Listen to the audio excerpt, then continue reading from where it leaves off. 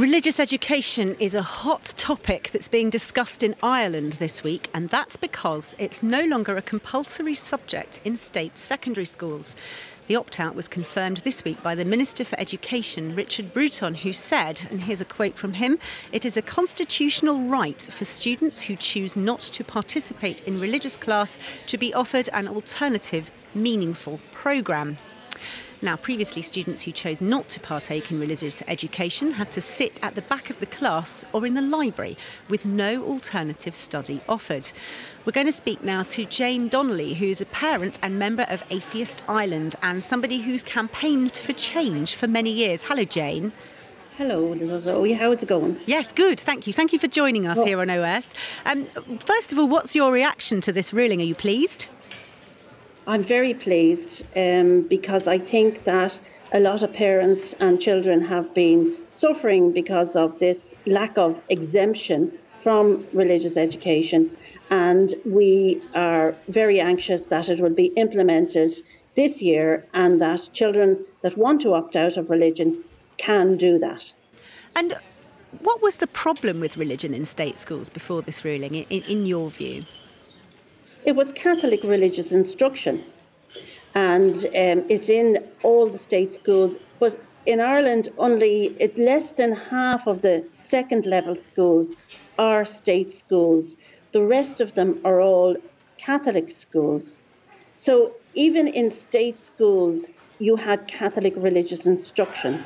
So you couldn't possibly it's very difficult to opt out of it. And if you asked to opt out, like I asked to get my children opted out of the class, they said that they weren't obliged to supervise your children outside the religion class.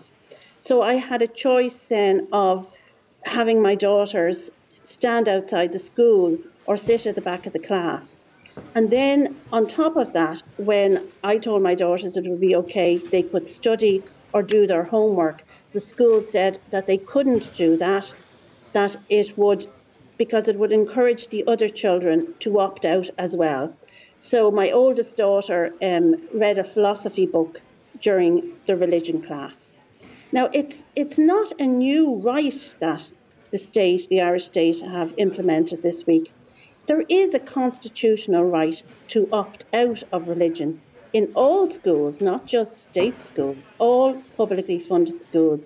But the problem was that it was never given any practical implication.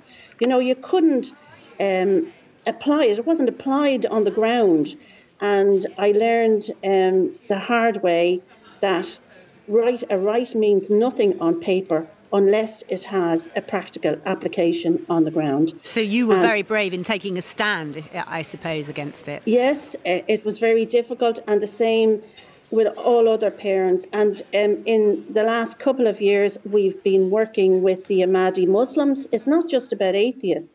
Minority religions had issues with it as well because their children couldn't opt out of religious instruction. So we've been working closely and have an alliance with the Ahmadi Muslims here in Ireland and also the evangelical Christians. But just before... Sorry, Jane. Well, I was just going to ask, Jane, is it not part of a sort of a general cultural education to learn about religion? No, not in Ireland. There is a state course. And there's issues with that course as well, because one of the aims of the course is to promote the moral and spiritual development of all children through religious education. So that's not an objective course. And in addition to that, it's integrated with Catholic religious instruction. And in the directive that came out from the minister there the day before yesterday, he acknowledged this.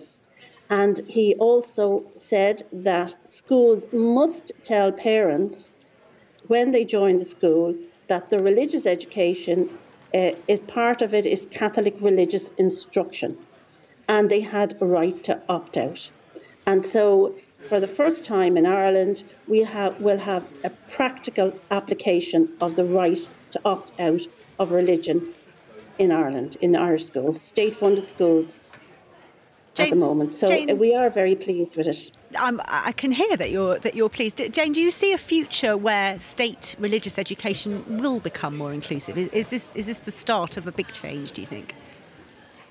Well, not at the moment, because last year we had this kind of forum on education about 2 years ago, and one of the recommendations that they made was that there would be, for primary levels children, a new course introduced under the curriculum on education about religions, beliefs and ethics. And we welcomed that recommendation as long as the course was objective and was based on human rights law. But unfortunately, there was about 2 years of work done on it.